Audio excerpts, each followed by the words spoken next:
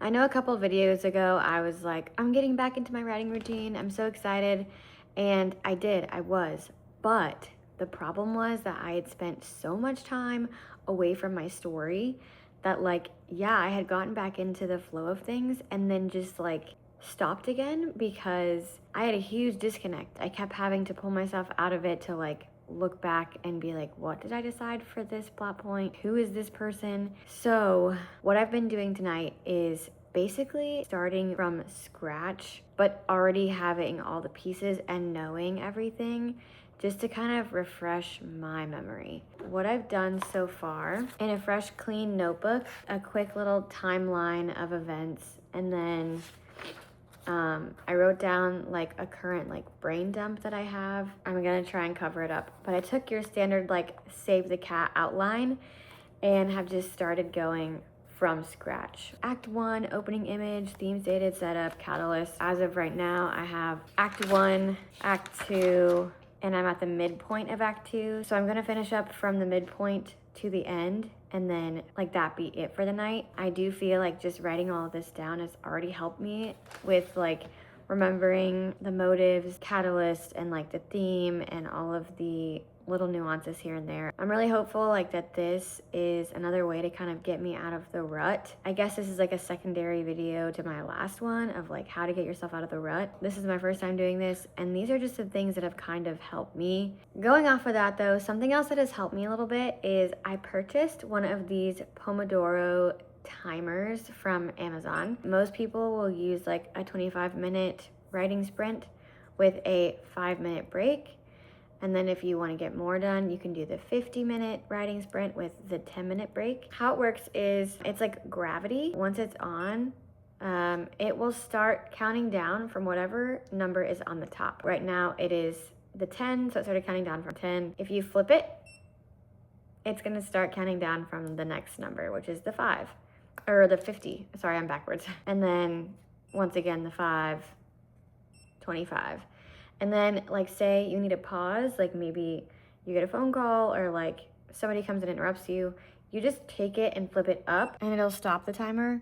And then all you have to do to get it to start back up is just flip it back and it's gonna start going from wherever it was before. I like using this to help me like get in the groove. Yes, sometimes I don't really even follow it. Like I'm pretty sure it went off to say like go to break or whatever, and I just like started it over. I was like, no, whatever, it's fine. I will say that like sitting down and rewriting my outline has kind of made me change a couple of things. It helped me like to flush out some stuff and like kind of get stuff that wasn't completely set in stone, like pretty set in stone now. I'm like, yeah, that's definitely gonna work. And then months and months ago, I started outlining using note cards, and I made a whole video about this, but I'm not sure if I re-uploaded it. My channel got deleted because I'm silly. Was trying to delete like a super old channel from when I was like 13, and I somehow deleted like my book account channel. I have a dual timeline and dual point of view. This color was for one character, this color is for the other character. That's kind of how I tell the two storylines apart. The yellow ones were just like to tell me like what act we're in. The pink ones tell you like the point these cards will fall under within the outline. They fell on the ground earlier and they're all out of order, but they all have like little holes punched in them, and then I have like a little key ring that goes around them so that way I can take them on the go. Really quickly, just to show you what's on every card. This is like a little template that I made. At the top you have a short title, and then under that you're gonna have 4 points. You're gonna wanna have the action, the character or characters, the setting, and whatever the conflict is within the scene. Below that, I like to leave a big space for a summary of the scene. So a description of the scene, the characters in it, the conflict, the resolution, and then also if there's any kind of big thing that you need to remember, such as like clues or discoveries. Was a new character introduced? Is there like a must include moment in here? And then at the very bottom, I like to put on the left side the emotion that the character began the scene with. And then on the right side, I like to put the emotion that the character is ending the scene with. You generally want to have the character start the scene as one of the like 4 main emotions, so like mad, glad, sad, or scared. and then you want to have them end with a different emotion. This is an example of what it would look like. For the action, we have like getting ready. For the character, we have the main character, which is Carter. For the setting, we have in her dorm room. The conflict is, I just put avoidance because she's avoiding something really big. And then I have a little blurb in the middle about like what's going on in this scene. And then at the very bottom, this one she's like sad, so I put numb. So for this one, I put pretending. So I really never finished these from before. I had a lot of ones that just have like very, very basic stuff on here. And then I was going to sit and like flush out the whole card, what it means, just kind of to give myself an idea of everything. But that became really confusing, and so I actually started the process of the cards over, and I just feel a little bit more confident about the cards and the direction that we're going with the cards. As of right now, obviously my stack is a lot smaller than it was before. I also changed the color, so I made my main character blue and my secondary character pink. My act cards are white. I didn't add the cards between that tell you like where this is within the outline. I haven't made those yet. I'll probably make them in the yellow color so that they like stand out more. Also, I made little cheat sheets for my characters. These are my main character, Carter, and these are for my sub character, Nora. Just like their most basic information is on the first one.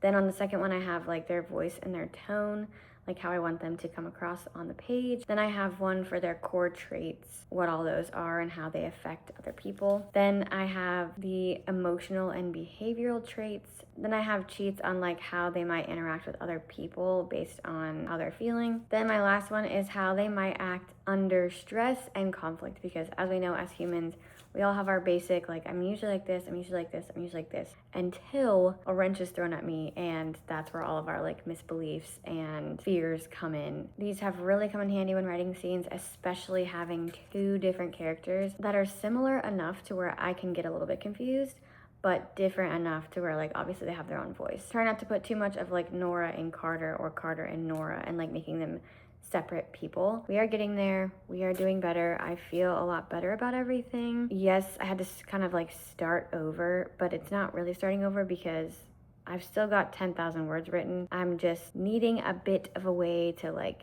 get myself back on track because the separation from my story was a bit long. Get a bit lost. Like this brain has thought of a lot of different plots and different scenarios and different outcomes. So like fully fleshing it out again is helping tremendously, and like I have motivation back to like actually start again. And that's the fun part about starting a novel as a beginner who's never done this before, because like I don't really have a process. I don't really have things that I do. I don't really have like a method. Like I'm learning my methods as I go. Hopefully this is not the only book that I write. Like I hope that this process isn't too much that I'm like, I'm never doing that again.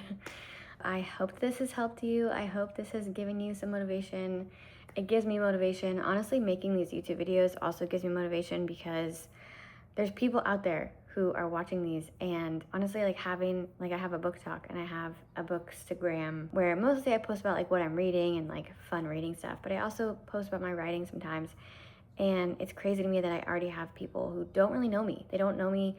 They just know me on Instagram or TikTok, and they want to read my story, and I'm like, it's not done. I don't even, like, it's all in here, and I need to put it in here. And it's hard. It's a process. And so if you are writing, you got this. Like, this is a process. This is not easy. This is not for everyone. I've wanted to quit so many times, but I've always come back to it because I just feel like the story matters and I need to get it out, and it means a lot to me.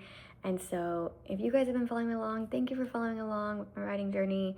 I do post writing videos every now and then, and I also post like reading, bookstore, hauls, thrifting. I love book thrifting. If those things sound interesting to you, go ahead and follow along because I've been putting out content every week. It does keep me busy. It keeps me motivated. I don't know that I would finish if I hadn't like started this YouTube channel. So as always, see ya.